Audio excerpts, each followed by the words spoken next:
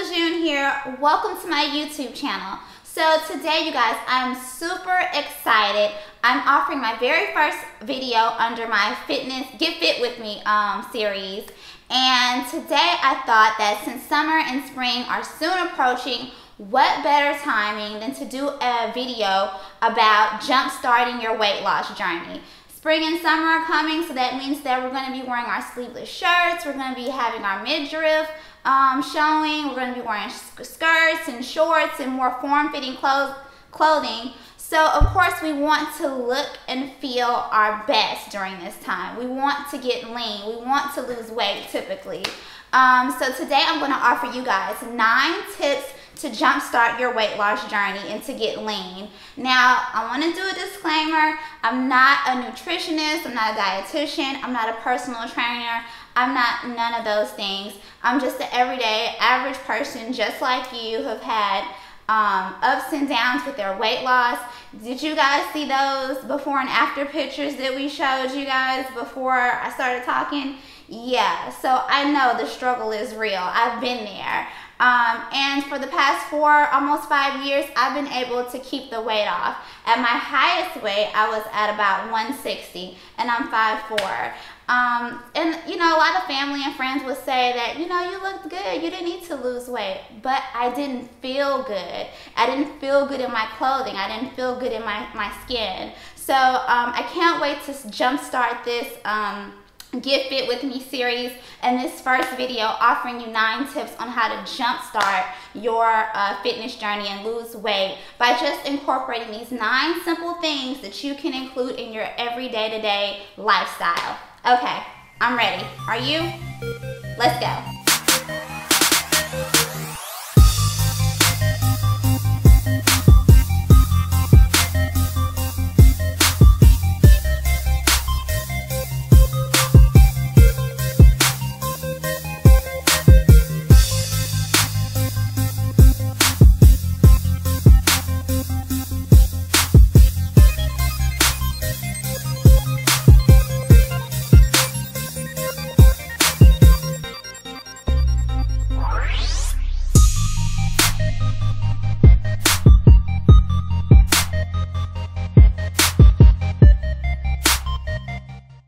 Okay guys, so my first tip for people who are starting their fitness journey generally is to be reasonable, be realistic. I mean, to say that, oh, well, I want to lose 15 pounds in a month or a week, I mean, that's not really a realistic goal. You have to take baby steps. Rome wasn't built in a day.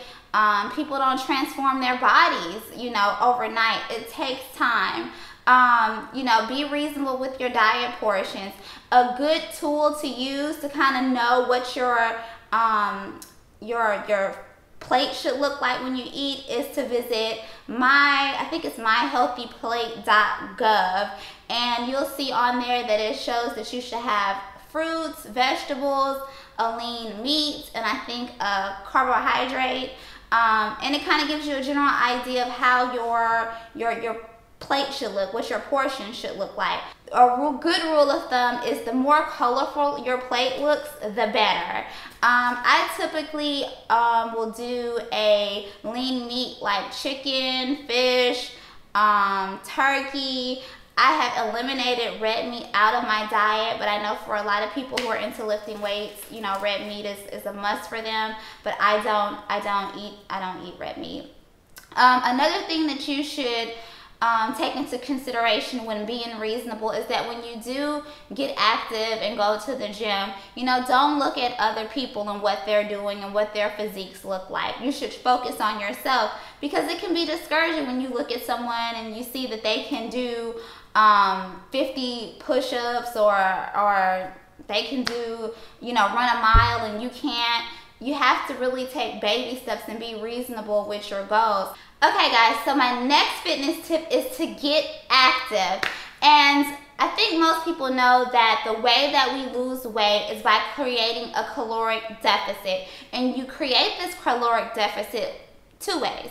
You can either do it through diet and cutting back your portions and, you know, restricting the things that you eat through diet, or you can do it through exercise. exercise. Or you can incorporate both elements, which is what I recommend, and you can lose weight that way. You know, incorporating walking, jogging, the treadmill, Zumba class, boot camp, anything. Incorporate anything that you can think of into your day-to-day lives that can help you get active and get fit. Okay guys, my next tip is to invest in comfortable gym clothing. And I can't stress that enough. I know you're thinking, you're going to the gym, who cares? But one thing that can really cut your workout short when you start going to the gym, or when you're going out being active, running at the park, running in your neighborhood, walking in your neighborhood, is, you know, being uncomfortable. So I highly recommend investing in some good gym clothes. Personally, I know that gym clothes can be very, very expensive. And if you work out, you know how expensive gym clothes can be. I recommend Old Navy. A lot of times they have 40% off all activewear, and when they do, I rack up on all kinds of gym clothing. When I first started working out, I got a lot of my gym clothes from Walmart, and I think the brand name is Danskin. They have some really great workout pants, some good workout tops. I loved them when I initially started working out. I mean, it's less expensive than Old Navy, but if you catch Old Navy on a sale, I mean, you could do about the same. And for me, Old Navy's quality of their gym clothes is really, really good. Another popular one that a lot of my friends use who go to the gym is Fabuletics by Kate Hudson. I haven't yet bought her clothing, but I have browsed her website. I just don't know what my size is in her clothing yet, so I'm trying to wait around and see if I'm gonna make a purchase soon. But her clothes are super, super cute, and I think it's worth a good, worthy investment. Another item that you want to invest in when it comes to your workout sessions are your gym shoes. You want to make sure your gym shoes are very comfortable. For me, I prefer a very lightweight shoe to give me more range and motion and flexibility, and just so they don't, you know, bother me. I don't like a heavy shoe when it comes to my workout shoe. I like a very light shoe. Okay guys, so my next recommendation for jumpstarting your weight loss journey is to get your workout playlist ready. That's right, get your workout playlist ready, because I know for me, I don't know about you, but certain songs really, really get me hyped when I'm in the gym, and it really makes me kind of want to go hard and get that last leg in on the treadmill. You know, run a little faster on the treadmill. Maybe, you know, go an extra 5 minutes on the elliptical machine. You know, lift a couple of heavier weights than I normally would have done. It's just something about music that kind of gets you really, your blood pumping, and really get you going on in your workouts. I know that's how I feel for me. So my recommendation would be to probably download Pandora, get yourself a couple of Pandora stations that you really, really like. I was going to share with you guys a couple of my favorite Pandora stations that I always listen to in the gym. Let's see. Some of my favorites are Today's Hip Hop and Pop, Waka Flocka Flame Radio.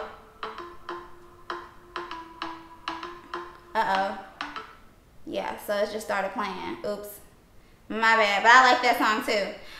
Rick Ross Radio. I love Rick Ross Radio. Let me see, who else do I like? Beyonce Radio. DJ Khaled Radio is really, really good. DMX Radio, Future Radio. I love all of those stations on Pandora, you guys, and I super recommend them for your gym playlist. Another thing is you can create your own playlist for the gym on YouTube. I do that sometimes too. Right now, who am I listening to right now? I'm in love with the Coco. Love that song. Levels by Meek Mill. These are songs I'm listening to right now. Worst Behavior by Drake. Big Daddy by Nicki Minaj. Throw Some Mo by Ray Sherman. I think that's their name. But those are songs I've recently been listening to. And I think that, you know, if you get your really, I listen to a lot of music that's kind of going to get my blood pumping and kind of going to get me hyped. So you might want to listen to something else. But at any rate, regardless of what type of music you like to listen to, I think you should really definitely invest in getting yourself some type of music to incorporate in your workouts. I know one thing I hate is when I get to the gym and I forgot my headphones. It really, really sucks. Okay guys, so another tip that might help you out with your workouts is to use the buddy system. You might want to pair up with a friend, a spouse, a loved one, to kind of go with you to the gym. Sometimes that moral support really, you know, pushes you and gives you that extra incentive to go ahead and get on up and go to the gym. I know a lot of people use this method. If you don't have any of those things, you can either join a local boot camp, and I kind of talked about that earlier today. That's a really good tool. Boot camps are really, really awesome. You can even, if you know your money right, you can go ahead and invest and get you a personal trainer to help you on your fitness journey. Another tool that I highly recommend for people who are trying to jumpstart their fitness journey is MyFitnessPal. MyFitnessPal is an app that you can download in the App Store, and you can download it to your phone, and it is so awesome. You can link up with friends who are also trying to lose weight, and it will keep track of, you know, the calories that you're inputting into your body. It'll keep track of your carbs. It keeps track of everything, and it kind of, you know, helps you stay focused, help you kind of know what you're doing right, what you're doing wrong. And I think at the end of the week, it gives you like a weekly breakdown. It's a really, really cool app. I mean, and I think it's free. It might be free. I'm not for sure, but if it's not free, it's not that much. But it's definitely a worthy investment to kind of help you stay on track with your weight loss journey.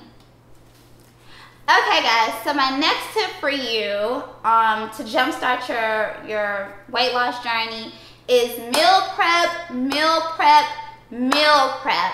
Meal prepping is so awesome, and I'm gonna give you guys a bunch of reasons why. But for those of you who don't know what meal prepping is, it's basically when you are planning, purchasing, and preparing your meals a full week in advance for the following week. So you'll go to the store maybe on a Saturday or a Sunday or whatever is the beginning of the week for you. For most people, it's that Sunday because they work Monday through Friday.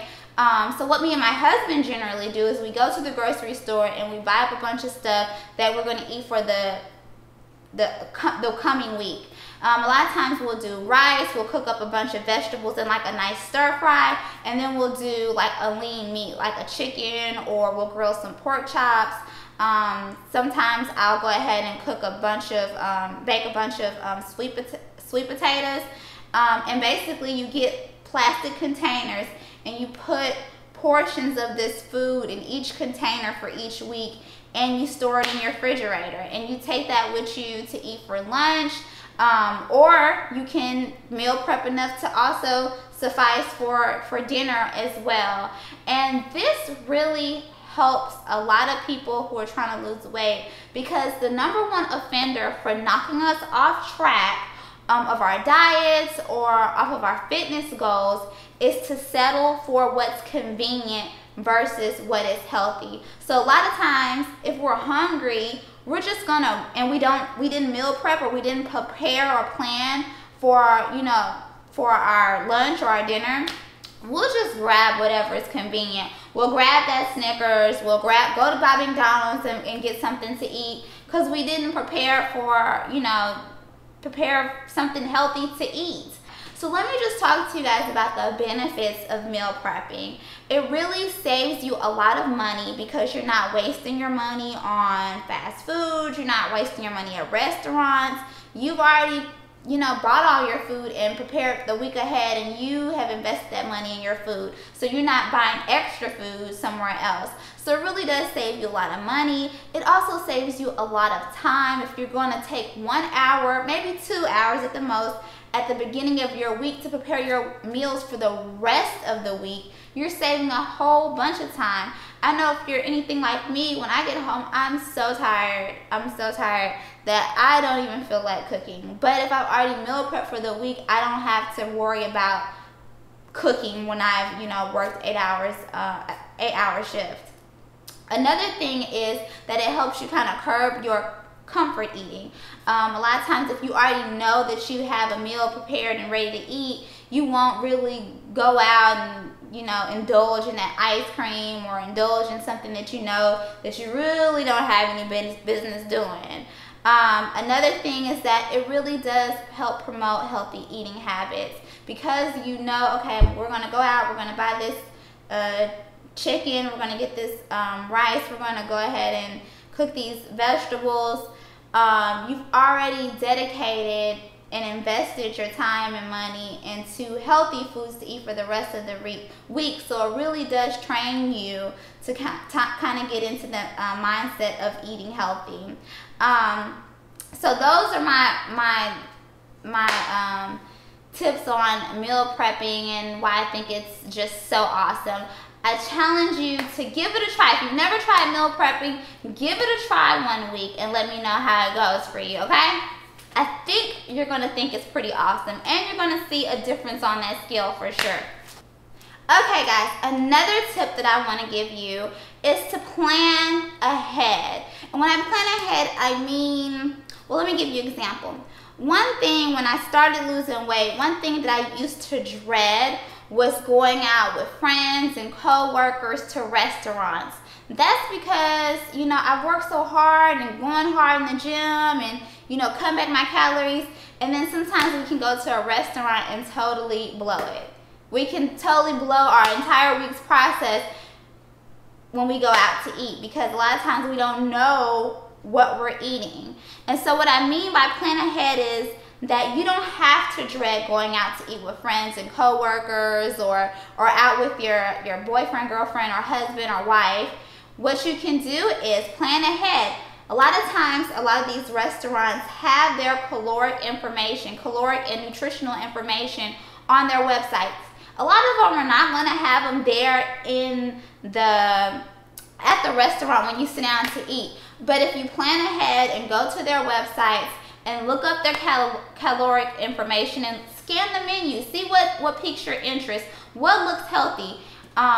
You know, look at the dishes and then go look at their caloric information and kind of get an idea of what you can indulge in and what won't break your diet. Okay guys, well, should I say girls? For my ladies out there, the hair game. We gotta have a hair game plan going on. But for some ladies, it's not an issue. But I know for me, when I initially started working out and going hard, I would invest all this money in getting my hair done, and then I would go to the gym, and then the gym would totally ruin my hair, and I'd be so depressed. But what I have found that has really helped me as far as my workout goes is that I wear wigs. And wigs don't stop me or hold me back at all when it comes to me working out.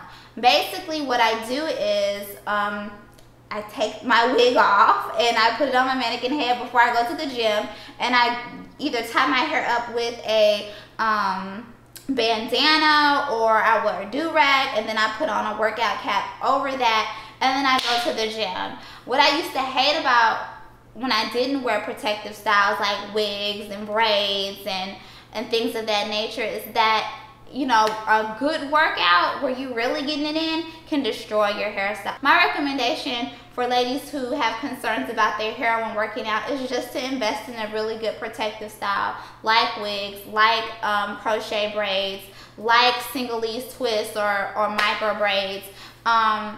They really do offer you a lot of flexibility when it comes to your workouts. Water, water, water, water. Nothing is better than water. A lot of times, you guys, we are wasting our valuable calories on these sugary drinks, which offer no type of nutritional value, they're empty calories, and we're drinking them.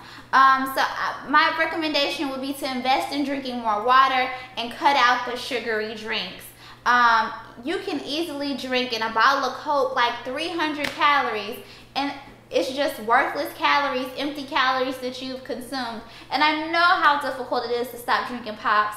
I know how hard it is to stop drinking sugary drinks, but you can do it. And you might just want to not completely cut them out, but gradually scale back and cut back over time. That would be my recommendation. And a good rule of thumb is that the amount of water that you should drink varies on your weight. So a good rule of thumb to know how many ounces of water you should be drinking per day would be to take whatever your current weight is and multiply that by 2/3 or by 67%. So I'm going to show you guys how to do that with, using me as an example. So I have my calculator here. I'm going to put in my current weight, which is 116 pounds.